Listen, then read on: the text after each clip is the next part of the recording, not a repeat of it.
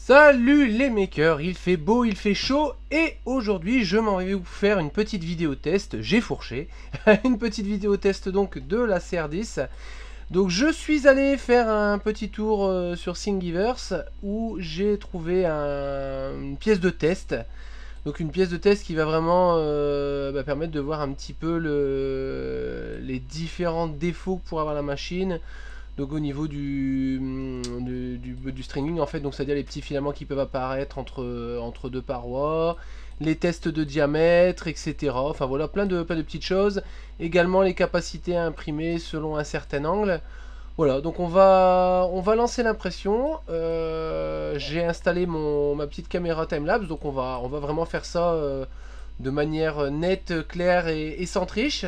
Et on verra le résultat juste après. Voilà, donc je vais vous montrer un petit peu en termes de réglage comment j'ai fait ça. Donc habituellement c'est vrai que je travaille plutôt sous répétiteur host, sauf qu'en fait j'ai pas fait de réglage encore sous répétiteur pour la CR10. J'ai trouvé des réglages tout prêts sur internet sous Simplify 3D. C'est vrai que l'importation de profil FFF c'est quand même vachement agréable. Le profil FFF étant en fait la possibilité de sauvegarder les paramètres d'impression et de les réimporter. Donc, le fichier là, a déjà été importé, donc on va ajouter un processus. Donc en termes de couches, je vais imprimer en 0,25, ça me paraît bien. En termes de remplissage, je suis à 15% et je n'ai pas mis de support. Forcément, il ne faut pas mettre de support puisque le but c'est de pouvoir tester notre petit arrondi ici. Donc on va préparer l'impression. Voilà, donc notre fichier qui est prêt. Alors à ça, je ne fais pas de publicité à Simplify 3D, je vous le dis. Je les ai sollicités, savoir si vous voulez faire un petit geste sur une licence. Mais voilà, ils m'ont plutôt gentiment envoyé balader. Donc voilà, je leur fais pas de publicité, mais j'utilise quand même. Voilà, donc une fois le fichier préparé, on peut sauvegarder les chemins d'outils sur le disque. Je travaille sur carte SD. On va mettre pièce test. Voilà, et les chemins d'outils ont été exportés avec succès. On va passer sur l'imprimante et voir ce que ça donne. L'impression a duré à peu près 2 heures, contre 1h27 pardon, même annoncé par Simplify 3D. Donc ça c'est un problème récurrent chez eux. J'ai jamais eu un temps annoncé et respecté. Voilà, c'est vraiment à ce niveau-là une grosse lacune de Simplify 3D. On retrouve un peu le phénomène chez Repetier Host, mais on peut ajuster en fait via un coefficient la durée réelle. On voit que l'impression n'a pas été optimisée. En fait, je pense que c'est une réduction d'échelle du fichier en fait d'origine qui était beaucoup plus grand.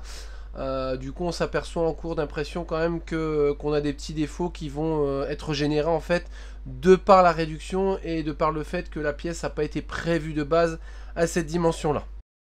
Voilà, notre petite pièce de test est sortie de l'imprimante. Le résultat global est plutôt pas mal, quoique sur les parties montantes en fait ici, donc sur les tests d'angle, donc on arrive jusqu'à une inclinaison de 30 degrés ici. On voit quand même du ghost derrière, donc on va savoir que les mentions d'angle sont imprimées dans la masse. Et du coup on a quand même pas mal d'erreurs fantômes. Ici au niveau de l'accroche sur un angle très faible, on est plutôt pas mal. On a toujours un peu de filament qui est mal passé, mais dans l'ensemble ça reste satisfaisant. Pas mal de petits soucis sur les arêtes également. On a des petits bourrelets quand même. Ici en bas, donc je ne sais pas si on va bien le voir. Sur ces petits plots là, normalement on est sur des petites parties avec base carrée, donc en fait un carré qui est extrudé. Là pour le coup c'est quand même pas top. On voit que sur le début on part plutôt bien et après bon ça part un petit peu en sucette. Il y en a même certains, on voit qui sont à peine posés. Ouais, c'est pas top top. Ici au niveau des cotes, bon bah ça n'a pas été réétalonné, donc je suis sur l'étalonnage d'origine. Donc là on est un plot qui est censé faire 6 mm. Là en l'occurrence on est plutôt à 5,7. Bon, c'est pas mal, hein, c'est pas mal. Après voilà, ça demandera peut-être un petit ajustement des nombres de pas par millimètre. Ouais, c'est ça. Le deuxième doit faire 8 mm. On va plutôt être à 7,8. Ouais, donc il y a un petit réglage peut-être à faire à ce niveau-là. Ici, c'est un test de trou, donc diamètre de trou tout simplement. Donc ici, on est censé avoir 10 mm. Donc, je sais pas si c'est bien visible. Ici, je dois avoir 10 mm. Donc je vais me placer dedans. Là, pour le coup, c'est pas mal.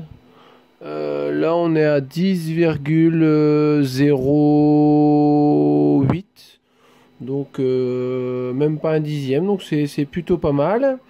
Sur les petits trous juste à côté, on a 2, 3 et 4 mm. Donc le 2, ça va être un peu difficile à prendre à mon avis avec ça, mais 2... Ouais, non, là, ça va être un peu compliqué.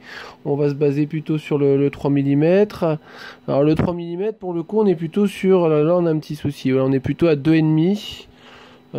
Donc ça, c'est pas top top. On va savoir que c'est de l'impression vraiment de détail miniature, donc c'est compliqué. Et le 4 mm, par contre, on est pas mal. On est plutôt à 3,9, mais c'est pas mal du tout.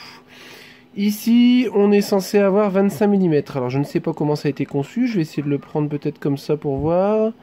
Non, donc a priori, peut-être comme ça par-dessus. Donc ce qu'on va faire pour vérifier, en fait, on va prendre cette dimension-là, qui est de 3 mm, et puis on va venir reprendre les différents éléments, en fait, hein, les petits ponts ici. Donc on va retirer à chaque fois 3 mm. Là, je suis à 28,5, donc ça ferait du 25,5 au lieu de 25, donc c'est correct. On va contrôler encore celle-ci, puis ce sera tout. Là, on est plutôt sur du 23,5, donc on serait sur du 20,5. Ça reste assez correct, à savoir que forcément les bouts d'impression sont un peu déformé, donc ça doit fausser légèrement la cote. Par contre, très bonne surprise, on n'a pas d'affaissement. C'est-à-dire que même sur du 25 mm, on voit que l'imprimante elle a fait son job et toutes les couches sont bien solidaires. Ça c'est plutôt une agréable surprise parce que c'est quelque chose qu'une imprimante a souvent du mal à imprimer. Donc je regarde un petit peu. Ici on est sur le test support. Donc en fait on a du support qui est en dessous. Je vais prendre un petit tournevis pour l'enlever du coup. Hop, voilà. Je découvre en même temps la pièce un petit peu, hein, mais... Donc là, du coup, comment ça fonctionne? Non, donc en fait, c'est même pas un support enlevé. Non, non, c'est juste pour montrer que le dessus, c'est bien placé. Non, il n'y a pas de problème. Ouais, je comprends pas trop l'intérêt de ça, mais... Je comprends pas l'intérêt, ouais. C'est du support qu'on peut pas enlever. Je ne comprends pas bien, c'est pas très grave. Et ici on est sur un scale test, donc test d'échelle. Donc si je comprends bien, les petits éléments 10 mm, voilà, les petits éléments doivent faire 10 mm. Donc sur un axe, il n'y a pas de problème. On est à 10, ouais, enfin 9,98 on va dire. Et sur celui-ci, par contre j'ai une petite... Alors j'ai un petit souci d'impression, ça c'est parti un peu en sucette si je puis dire. Et en termes de cote, on va être un petit peu... Alors sur la dernière couche on est bon. Si je prends vraiment qu'au niveau de la dernière couche on a bien nos 10 mm. Par contre tout le long on est plutôt à 9,6. Donc c'est pas top top. En termes d'impression externe, bon, il y a des petites améliorations à mon avis à prévoir sur l'imprimante quand même. Bon, ça de toute façon c'est un... Oh, pardon, c'est un problème récurrent hein, d'avoir un petit ghost comme ça sur le texte. Donc ça, on va voir ce qu'on peut y faire. Bon, dans l'ensemble, c'est pas trop mal, même s'il y a encore des petits défauts. Mais bon, je vais dire, c'est peut-être pas encore l'imprimante non plus idéale. C'est quand même un bon rapport qualité-prix, hein, malgré tout, par rapport à ce que j'ai pu connaître avec la Net A8. Mais bon, on manque encore un petit peu de précision, vraiment sur les tout petits éléments. Après, je suis sur une buse de 0,4 aussi, ça doit peut-être faire aussi, ouais, ça c'est peut-être à prendre en compte. Ouais, allez, si je devais donner une note, à savoir que c'est pas la seule pièce que j'ai imprimée, hein, je peux vous montrer, là, c'est un exemple, hein, mais Je me suis fait un petit trieur de pièces. D'ailleurs, ça c'est assez rigolo sur Thingiverse. Vous mettez votre petite pièce et hop, ça tombe tout seul dedans. Donc vous cherchez Coin Sorter sur Thingiverse et vous trouvez du coup ce petit trieur de pièces qui est assez rigolo, qui est imprimé en 3 pièces. Et voilà, enfin bon, tout ça pour dire que le résultat est pas mal. Hein. Je l'ai déjà dit, je le redis. On est sur un matériau quand même de bien meilleure qualité que la Net A8, hein, qui était une petite cochonnette entrée de gamme, hein, qu'on trouve maintenant pour pas très cher. Là voilà, on est quand même sur du matériel plus sérieux. Mais il y a toujours mieux. Voilà, j'espère que cette vidéo vous sera utile dans le choix de votre imprimante 3D. Si vous avez des questions, des commentaires, des idées à ce sujet, n'hésitez pas à les laisser juste en dessous. En attendant, je vous invite à liker, à partager, à parler de nous autour de vous. Et je vous dis à bientôt sous le soleil pour de nouvelles vidéos.